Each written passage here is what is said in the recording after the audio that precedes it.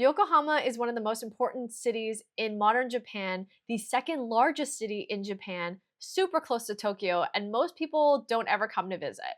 I have spent the last 3 weeks here, so I made a list of what I think are the top 10 things to do while you're in Yokohama with some bonuses to just try to encourage you to visit Yokohama because I think it's worth visiting.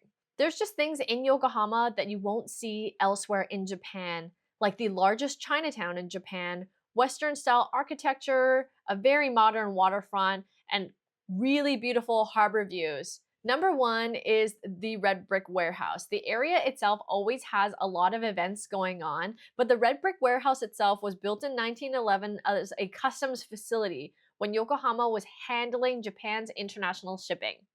It used to be packed with cargo ships and foreign merchants, but today it's been converted into cafes, shops, and seasonal markets. There's always something going on outside there too. In the winter, there's a Christmas market, and you never know what you're going to see. During Halloween, there was a dog costume meetup, and recently I saw a Bentley car show meetup. It's right on the harbor, so you'll see the skyline, Ferris wheel, and ships right around you. And while you are in the area, you should also go to visit the North Korean spy ship inside the Japanese Coast Guard Museum. In 2001, this ship was chased by the Japan Coast Guard and eventually caused a self-explosion in an effort to hide their activity. The wreck was recovered from the sea, investigated, and is on display now. You can see the real footage from the 2001 escalation, along with scuba diving equipment and a smaller boat that was found inside of the main ship designed to look like a fishing vessel. While some contact to criminal organizations have been traced and there's North Korean emblems on some weapons, the true nature of the ship has not been discovered. If you do drink, Kirin Brewery is in Yokohama and was founded in Yokohama. I think you'll find that the beer in Japan is a little bit different because it's actually brewed here in Japan versus the ones that you have in North America that are brewed in North America with North American ingredients. For 500 yen, you can go and visit the Kirin Brewery. You'll go on a tour and then get 3 very generous tastings of freshly brewed Kirin beer. And if you don't drink or you're driving, there are options for non-alcoholic beer and other beverages produced at Kirin. Yokohama also has the largest Chinatown in Japan, and it exists because it was one of the first foreign ports. Early Chinese merchants settled here to trade with Japan, but following World War II, Chinese immigrants faced discrimination when looking for jobs, and many started their own restaurants and enterprises. Today, it's packed with food stalls, bakeries, and restaurants, and it's a great place to try soup dumplings, buns, Peking duck to go, sesame balls, and other street snacks. So definitely come hungry. Yokohama also has a few other museums that you should consider while you're here. There's the Yokohama Museum of Art, one of Japan's major modern art museums. There's Shiseido Beauty Park, part beauty museum, part skincare lab, part cafe focused on food for healthy skin. There's a short video shown on a mega screen, and if you reserve in advance, you can sit in the specialty chairs with headphones while different scents are released during different parts of the video. Shiseido is Japan's oldest cosmetics company, founded in 1872, and it's definitely worth a visit if you're in Yokohama. If you prefer trains or you're with kids, there's also the Keikyu Train Museum nearby.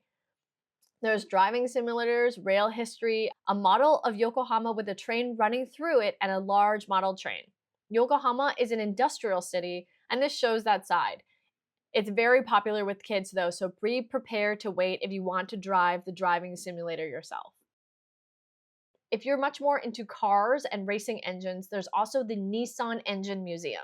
There you'll see their historical engine, modern engines, and very detailed process of engine productions, and there are no crowds here because it's really not a tourist place. If you want to do something a bit more exciting, there is Cosmo World and the giant Ferris wheel, which you really cannot miss if you spend any time in Yokohama. It's inside Cosmo World, which is a pay-per-ride amusement park with a water ride, roller coaster, arcade games, and smaller kids area, and it has great views of the city.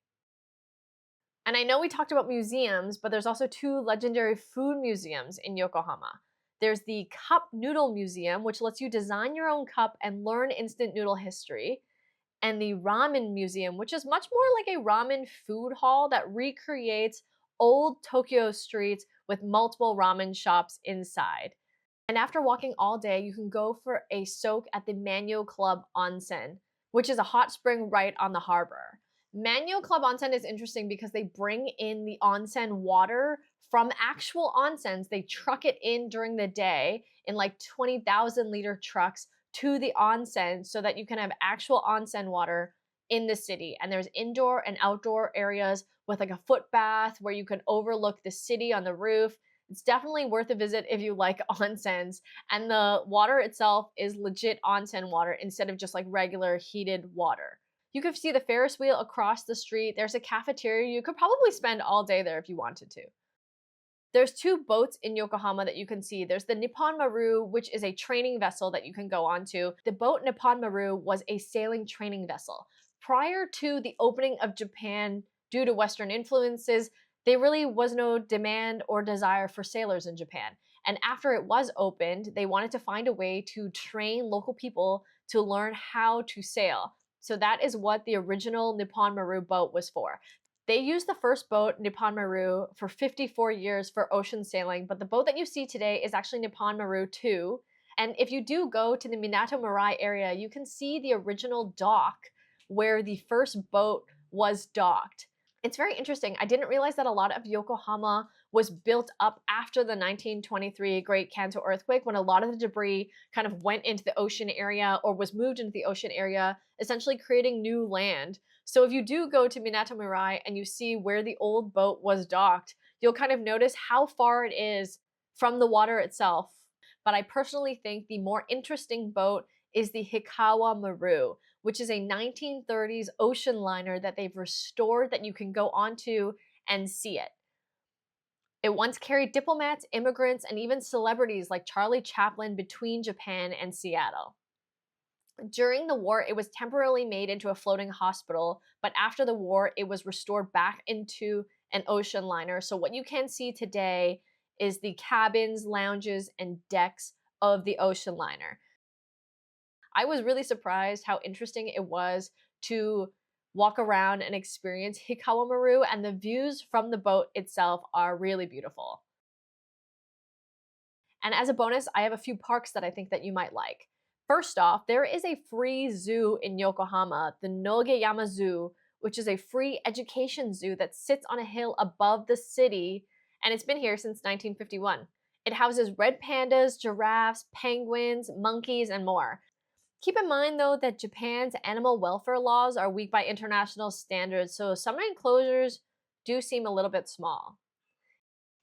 And for just regular parks, there's also Yamashita Park, which is a flat, beautiful waterfront walk with a flower garden and a view of Hotel New Grand, a historic Yokohama hotel that opened in 1927. It's housed famous guests like Charlie Chaplin and Babe McRuth.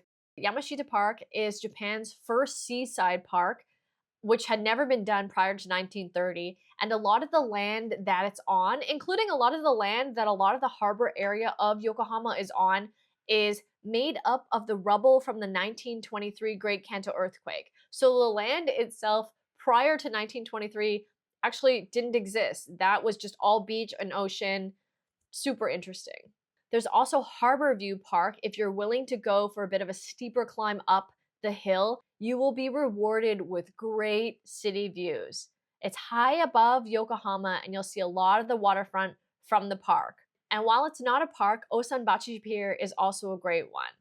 The pier itself is a unique, architecturally striking cruise ship terminal and public park in Yokohama, known for its wave-like rooftop plaza and great views.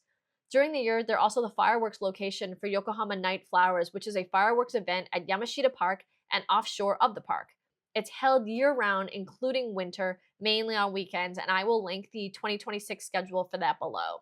Yokohama itself is really interesting. A lot of the infrastructure and buildings incorporate old and new styles. Like if you look at the Landmark Tower, you can see that the top part of it is designed to have a torii gate on the top.